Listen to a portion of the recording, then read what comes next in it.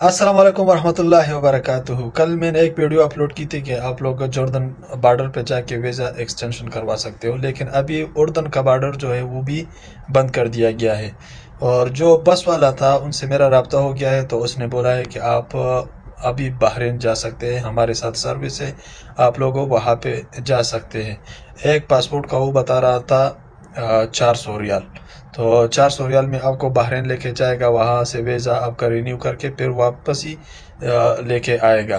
तो हम लोग जद्दा में है, तो जद्दा वाला जो भी है वो बहरीन जा सकते हैं। मैं नंबर जो है वो आपको सेंड कर लूँगा, उनसे रब्ता करके और अपना तफसील बताओ, अपने जो टाइम है वो भी बताओ, कब आपका वीज़ा एक्सपायर होगा। तो ये सारी डिटेल आप लोग उसके साथ शेयर करो, फिर आपको वो टाइम बताएगा कि इस टाइम पे आ जाओ या टिकट बुक करो। अपना हिसाब से आप लोग उसके साथ बात करो, तो आपको वो बहरीन लेके जाएगा और वहाँ से आपका वीज़ा जो है वो रिन्यू हो जाएगा।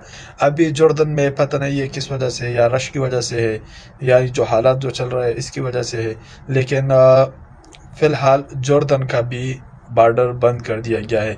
जो भी विज़िट वाले लोग हैं वो सिर्फ बहरीन अभी जा सकते हैं। तो ये भी पता नहीं है कब स्टार्ट होगा। जिनके पेपर में टाइम है तो वो पेपर में जो टाइम है वो उसको देख के वो उनसे रब्ता करे कि इसमें इतना टाइम है, मेरा वीज़ा इस टाइम एक्सपायर होगा।